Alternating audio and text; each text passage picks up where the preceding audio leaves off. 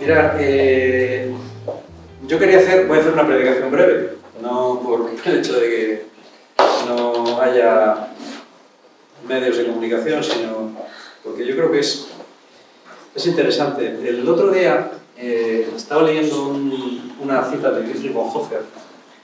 Yo no sé si sabéis quién es Bonhoeffer. Bueno, pues deberéis saberlo. Dietrich Bonhoeffer es un teólogo alemán que murió en 1945 con 38 años, creo. Murió porque no de muerte natural, murió porque le ahorcaron. Y le ahorcaron porque él estaba en una red clandestina que buscaba derrocar a Hitler. Entonces, él había tenido suerte porque era una persona bastante eminente dentro de la confesión luterana. Había podido ir a ampliar estudios a Estados Unidos, pero, y había podido quedarse allí cuando los nazis llegaron al poder, pero él decidió que tenía que volver a Alemania, porque su papel no estaba en su país, y que tenía que volver a Alemania a oponerse al régimen nazi. Entonces, él creó un seminario medio clandestino en el mar Báltico, ahí, con esa experiencia escribió un libro muy bonito, un libro chiquitín, pero muy bonito, que se titula Vida en Comunidad. Y a medida que empezó la guerra y las cosas fueron avanzando, él se involucró cada vez más en la resistencia, ¿no? Tuvo mala suerte porque lo detuvieron y lo condenaron a muerte y lo ejecutaron pues como 2 o 3 semanas antes o por ahí de que acabara la guerra, pero lo ejecutaron, vamos a ahorcar. Entonces, bueno, él ya había escrito una serie de libros antes. Es uno de los iniciadores de la teología radical, que se llama, ¿no? Y ha sido uno de los teólogos más influyentes del siglo XX, a pesar de que murió muy joven y que fue un activista. Sin embargo, su obra teológica es muy influyente. Es influyente tanto en el ámbito protestante como en el ámbito católico, ¿vale? Bueno, Dietrich Bonhoeffer tiene una expresión que se utiliza mucho, que es la de la gracia barata. Y uno de sus libros, él la define así, dice: gracia barata es la gracia que nosotros mismos nos otorgamos. La gracia barata es la predicación sobre el perdón sin la necesidad de arrepentimiento, del bautismo sin la disciplina de la Iglesia, de la Santa Cena sin la confesión. La gracia barata es la gracia sin discipulado, la gracia sin la cruz, la gracia sin Jesucristo vivo y encarnado. La gracia cara es el tesoro escondido en el campo por el cual el hombre va y vende todo lo que tiene para poseerlo. Es la perla de gran valor por la cual el mercader vende todos sus bienes. Es el reinado de Cristo por el cual el hombre arranca su ojo, que le hace tropezar. Es el llamado de Jesucristo por el cual el discípulo deja sus redes para seguirlo.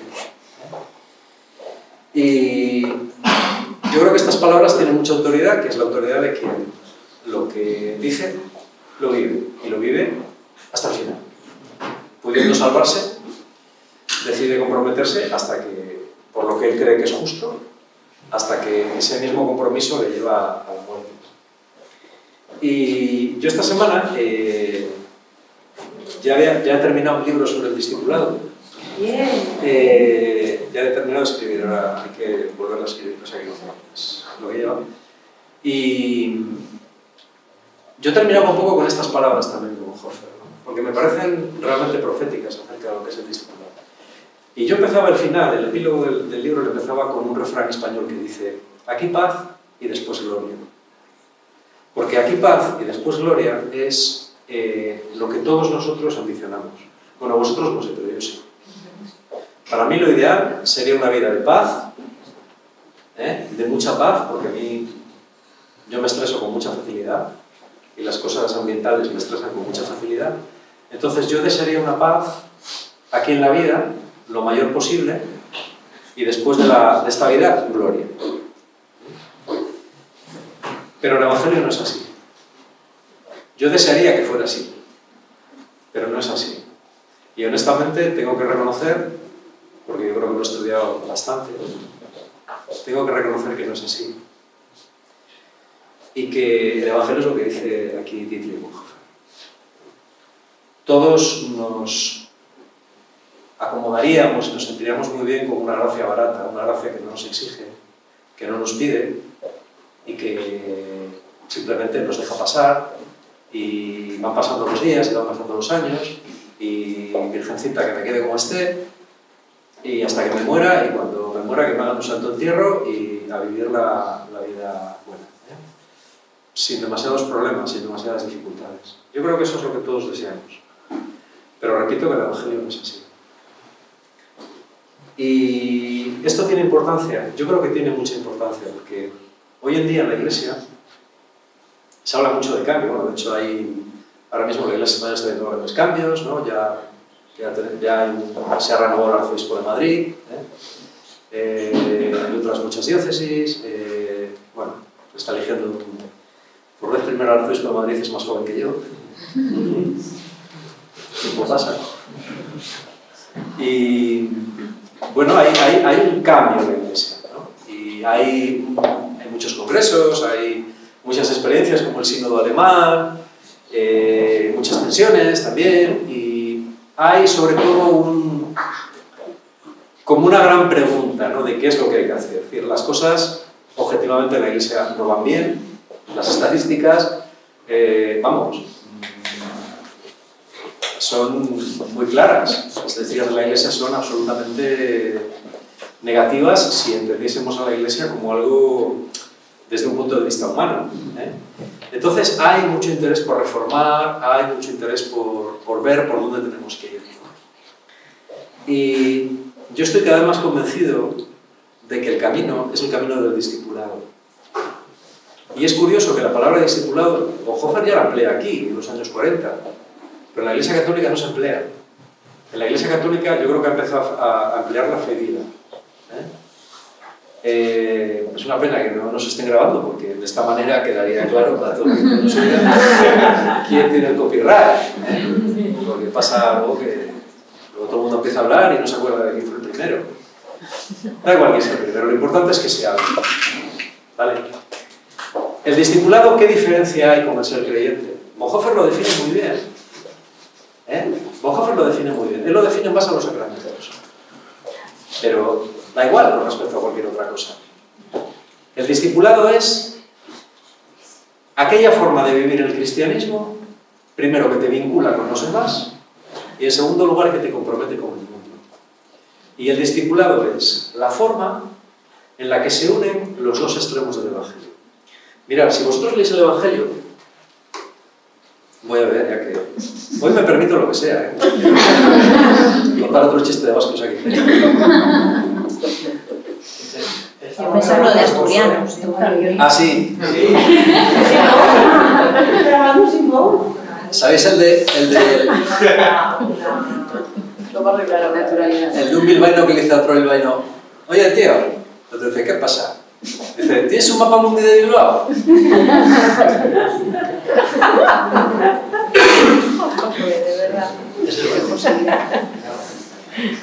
Bueno, pues en el Evangelio, si lo leéis con atención, hay dos extremos. Y esos dos extremos han llevado a que el cristianismo sea una religión con interpretaciones muy sesgadas. Por un lado, si tú lees las palabras de Jesús, lo dije una vez con lo de las palabras que se subrayan en rojo, en algunas Biblias, si tú lees las palabras de Jesús, por un lado, Jesús tiene unas palabras muy duras y muy exigentes. Jesús habla de la condenación muchas veces. Y habla de arrepentidos, porque si no, pereceréis, cambiad, que está fe en vela, que viene el ladrón, que os quedáis fuera del convite, que se os apagan las lámparas, que es como una especie de advertencia y de exigencia muy dura. Deja que los muertos entierren a tus muertos, no entierres a tu padre, vende todo lo que tienes y sígueme. Estas palabras, muchas de ellas, quizás no todas, pero muchas de ellas probablemente son palabras del propio Jesús, otras son palabras pues, de la comunidad, ¿no? De las tradiciones de la comunidad, pero seguro que hay algo ahí que la propia comunidad recuerda. La comunidad recuerda que el discurso de Jesús es exigente, hasta el punto de que hay unos tíos en un momento determinado que le dicen: esta palabra es muy dura, ¿quién la puede escuchar? Y se van. Los exégetas llaman a esto la crisis galilea. Porque parece ser que después de un momento de éxito que Jesús tiene un momento muy fuerte de bajón, donde la gente deja de seguirle. Y es cuando él pregunta a los discípulos: bueno, ¿para vosotros queréis iros? Le dicen: ¿a dónde iremos, Señor? Tú tienes palabras de vida. Señor, tú tienes palabras de vida. Bueno, eso por un lado. Pero por otro lado, tú lees el mismo Evangelio y parece que te dice lo contrario. O sea, tienes a un absoluto y verdadero golfo, como es el hijo pródigo, ¿no? Primero, que quiere que su padre se muera para tener la herencia, como su padre no se muere, se la pide, y su padre, eso jamás lo hará un padre israelita, pero su padre, que está también igual de loco que el hijo, le da el dinero, el hijo lo funde todo, vuelve y el padre le perdona por las veces, ¿no? O el propio Jesús, que llega a una ciudad como Jericó, que era la segunda más importante después de Jerusalén, tiene que quedarse en casa de alguien y se queda en casa del más golfo de toda la ciudad. O que permite que una mujer, una pecadora, que le impurificaría, no solamente le toque, sino que le bese los pies y se los enjuague con los cabellos. Es decir, un Jesús que dice que los viñadores de la última hora van a cobrar tanto como los que trabajaron desde el principio, ¿no? Y alguien que dice que un publicano, que es un pecador, y que en lo que aparece en la parábola no pide perdón nunca, solamente dice: perdóname, Señor, porque soy un pecador, pero no dice: perdóname, Señor, porque soy un pecador, reconozco que soy un pecador, te pido que me perdones porque a partir de ahora me voy a dedicar a cavar huertas y no voy a robar más. No sé si será implícito o no en la parábola, pero el tío no lo dice. El tío lo único que dice es que es un pecado, y lo reconoce. Y dice: Dios lo justifica. Y yo no sé si os habéis dado cuenta de esto, pero esta aparente contradicción está en los evangelios. Y de esta aparente contradicción nacen dos cristianismos. Yo recuerdo que una vez un señor, en una charla que fuimos a dar a Nabil y yo a Santander, algo nos pidieron de la delegación de familias, que no nos pagaron, pero nos dieron, por cierto, nos dieron una cesta de productos de Cantabria. Oye, esto estaba buenísimo. Y yo no me acuerdo de hablarle, siempre hablo de lo mismo, así que, bueno. Pero uno de los señores al final, ya era mayor, me dijo: ay, lo que usted ha dicho, dice, yo me acuerdo que nos llevaban los no sé qué en un colegio. Pues esto, pues en los años 50 o 40, porque esto que era mayor, ¿no? Y él hablaba de su adolescencia. Dice: nos llevaban a Pedreña de retiro y allí llegábamos. No sé si me lo dijo este otro, igual mezclo las historias, pero bueno, la historia es verídica. Y llegábamos, y aparecía, estábamos todos oscuras, 300 chavales oscuras, y unas velas alumbrando ahí el púlpito. Y salía un jesuita, con una calavera. Decía, no sé, a lo mejor, son las 9 de la noche. ¿Cuántos de vosotros seguiréis vivos mañana? Y si morís esta noche, ¿a dónde iréis? Dice: todos, un miedo. Dice: un miedo. Salimos de allí todos temblando. Vamos, nos confesábamos, hacíamos promesa de hacer los 9 primeros viernes, lo que hiciera falta. Dice: un miedo pasábamos aquellos días ahí. Que volvíamos otra vez dice, la primera semana, vamos, como malvas. Luego ya te olvidaba y volvías a lo de antes. Es un tipo de cristianismo que un historiador francés que cita mucho, Jean Delimont, que es uno de los mejores historiadores de la Iglesia, sobre todo de la época moderna, él llama la pedagogía del miedo. La pedagogía del miedo. La pedagogía del miedo era la que se utilizaba. Si tú lees sermones de los siglos XVII, XVIII, XIX, yo leo bastantes, el sentido va por ahí. Es decir, todo el mundo es cristiano y la forma de que la gente se porte bien es meterle miedo. No se predica la conversión porque esa se da por hecha, se predica el miedo para que la gente se porte bien. Y eso es lo que hace que al final el cristianismo, no solo el católico, el protestante también, se convierte en una cosa muy, muy tenebrosa, ¿no? Como muy siniestra. Eso que la gente te dice, pero no es para menos, es que tú a cualquiera le cuentas esto, a cualquier pedagogo de hoy en día le cuentas lo de Pedro y dices, esta gente eran unos enfermos mentales, eran unos neuróticos que hacían neuróticos a todos los demás. ¿Cómo no iba a haber abusos en ese ambiente? En ese ambiente puede haber cualquier cosa, ¿vale? Bueno, y en esto, la canción dice, y en esto llegó Fidel. No, y en esto llegó el Concilio Vaticano II. Y el Concilio Vaticano II, no tanto el concilio como la gente que después vino, quiso romper con todo eso, completamente. Y con razón. Pero eso se acabó. Eso de la gente que, pues como un profesor que tuve yo, que me dijo, yo cuando era joven un día, había un sitio que había urgencias plenarias, dice, y saqué a toda mi familia del purgatorio, vamos, dice, yo convencidísimo, ¿no? Los saqué a todos del purgatorio, haciendo, venga a hacer indulgencias y rezos y andar para acá y para allá, en un día o así. Lo dedico a eso. Bueno, está bien, seguro que sirve de algo, pero hubo una ruptura con todo eso. Déjate de indulgencias, déjate de purgatorio, déjate de infierno, déjate de un Dios no sé qué, no sé cuántos, se acabó. Ahora, se salva a todo el mundo, Dios quiere a todo el mundo, Dios perdona a todo el mundo, Dios es un Padre bueno que nos ama y salva a los buenos y a los malos, a los que creen en Él y a los que no creen en Él, a los ateos con tal de que se porten bien, a los que tal, no sé qué, estamos todos salvados. Y es curioso porque de las dos maneras caes en una gracia barata. Porque los rigoristas se las apañaban para que cumpliendo una serie de cosas. Yo he hecho siempre he hecho los primeros viernes de mes. Y como la Virgen dijo que no sé qué, no, yo es que me confieso y me comulgo una vez a la semana. Y ya estoy salvo. Y los otros no hacía falta ni confesarte ni comulgar, porque como de todas formas ya estaba salvado. Gracia barata por ambos lados.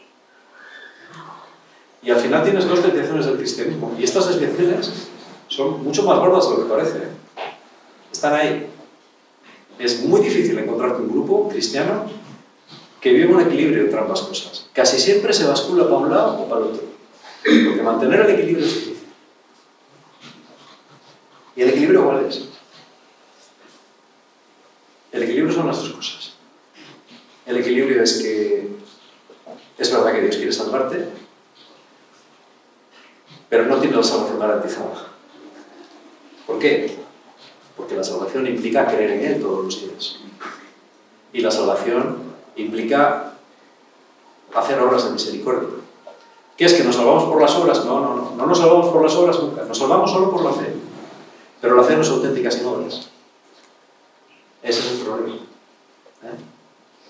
Y cuando en Mateo 25 Jesús dice quiénes se salvan y quiénes no, se salvan los que han dado al pobre de comer, los que le han dado de beber, los que le han vestido, los que le han visitado cuando está en la cárcel. Esa gente, aunque no reconocieran a Jesús, hicieron eso. En conclusión, ¿qué es la fe cara? La fe cara es la de que se toma a Dios en serio. Es la del que se sabe el pobre desconfiado, pero se toma a Dios en serio y dice, con lo poco que tengo y con lo poco que soy, yo te voy a buscar con uñas y dientes hasta que me muera. Jesús no te pide que consigas nada, no te pide que hagas no sé cuántos mandamientos de la ley, aunque dice que no pasará ni una palabra de la ley. Jesús lo que te pide es que lo intentes y que te tomes el Evangelio en serio. La condenación es no tomarse el Evangelio en serio. Es tomarse el Evangelio pues, como un componente cultural más, como un componente más de tu vida, pues, como otros muchos, y no como el eje sobre el que se ejecuta toda tu vida. Si el Evangelio es el eje alrededor del cual se desarrolla toda tu vida, entonces no hay problema, porque para eso está la misericordia de Dios. Y no importa que uno sea un pobre desgraciado, no importa que uno no haya hecho nada. Santa Teresa de Lisieux decía, yo soy una nada ínfima, yo sí que no he hecho nada en la vida, no he hecho absolutamente nada. Murió con 24 años y realmente no hizo nada digno de seguro, que en su convento hubo monjas que vivieron muchísimo más que ella. ¿Eh? Pero ella es santa. ¿Por qué? Pues porque la Iglesia ha tenido un buen criterio. ¿Eh? Y para mí estas cosas son una prueba de que el Espíritu Santo esté en la Iglesia, incluso en una Iglesia como la de la época en la que vivió Teresita, que es capaz de discernir dónde está la santidad, aunque no haya hecho nada. Pero Teresa se tomó el Evangelio muy en serio, muy en serio. Y Dietrich Bonhoeffer también, hizo muchas cosas más que Teresa, pero también se tomó el Evangelio en serio. Y mucha otra gente que a lo mejor, pues bueno, lleva vidas que no son llamativas, pero sí que se han tomado el Evangelio en serio. Tenemos que hacer lo que podamos. Jesús nos pide que hagamos lo que podamos. Y es muy exigente, porque yo creo que Él ve las cosas desde la perspectiva de la eternidad. Yo el otro día le preguntaba al Señor, digo, Señor, ¿cómo es la eternidad? Digo, ojo, nos has dado tan pocas pistas. ¿Cómo va a ser aquello? Porque mira, los musulmanes tienen suerte, ¿no? Dicen, te van a tocar 100 guríes vírgenes para cada tío, ¿no? Lo dicen así, los tíos no juegan las cuotas. Eso sí que tiene que ser verdad, ¿no? Y va a haber ríos de canales de leche y de miel por ahí, y flores, y tal. Ellos lo tienen como muy claro, ¿eh? Pero nosotros no. Nosotros es siempre algo inefable, y los altos que han tenido visiones tampoco dicen nada porque dicen, no, es que no se puede escribir. Pues vaya. ¿Cómo será? Yo no sé cómo será, pero yo creo que Jesús habla desde esa perspectiva. Y cuando tú estás en esa perspectiva, que no es la nuestra, todo lo de aquí abajo te parece ridículo. Esta vida, como decía Santa Teresa, te parece una mala noche en una mala posada. Algo que pasa así. Claro, cuando estás aquí, pasan los años y lo pasas mal y sufres, es duro. Yo digo esto por una razón, y ya termino. Mirad, lo que aquí hacemos en la comunidad no es fácil. Puede parecer fácil, pero no lo es. No es fácil venir aquí de nuestros viernes, cuando a lo mejor muchos viernes no puedes venir porque estás cansado, porque lo que sea, porque los años pasan, y a los 30 años te apuntas a un bombardero, pero a los 40, a los 50, a los 60, pues tienes muchas menos energías y acabas baldado la semana y es normal. Y a veces es muy duro, no puedes irte de vacaciones porque las entiendo. A eso a una gente le pasa. Y un año, y otro año, y otro año, y otro año. Y es duro, pues, intentar tener una actitud abierta y de amor a la gente, y a lo mejor quedar con gente, y hablar con gente. O ayudar a gente. O dedicar mucho tiempo a una persona que después se va. Con todo el derecho del mundo, y con todas las bendiciones del mundo. Pero se va. Ya no forma parte de tu proyecto. Si lo miras desde el punto de una inversión humana, la inversión te ha fallado. Todas estas cosas son duras y difíciles. Todo esto que dice Dietrich Bonhoeffer, confesar, pedir perdón, convivir con los demás, hacer proyectos, no cansarte, seguir fiel día tras día, año tras año, cuesta mucho. Cuesta mucho. Pero es lo que la Iglesia necesita. La Iglesia necesita que todos vivamos en familias, que sean auténticas familias de creyentes y de cristianos, que no serán perfectas, o que serán un desastre, pero son de gente que se toma el Evangelio en serio y que lo intenta. Y eso ya es bastante. Dios no nos pide más. Y merece la pena seguir. Merece la pena seguir. Yo no sé, al final, el fruto que nuestra comunidad cosechará. Nadie lo sabe. Solo Dios lo sabe. No sé si dentro de 10 años dirá, ¡guau! Fíjate qué éxito hemos tenido, o si seremos menos de los que somos ahora. No tengo ni idea. Lo que sí sé es que este es un camino que yo creo que es de Dios. Y también creo que es un camino ejemplar para la Iglesia. Y creo que es un camino que hoy en día la Iglesia necesita mucho, porque necesita referencias, porque está en un momento de cambio. Eso es importante. Y eso es lo que os quería compartir.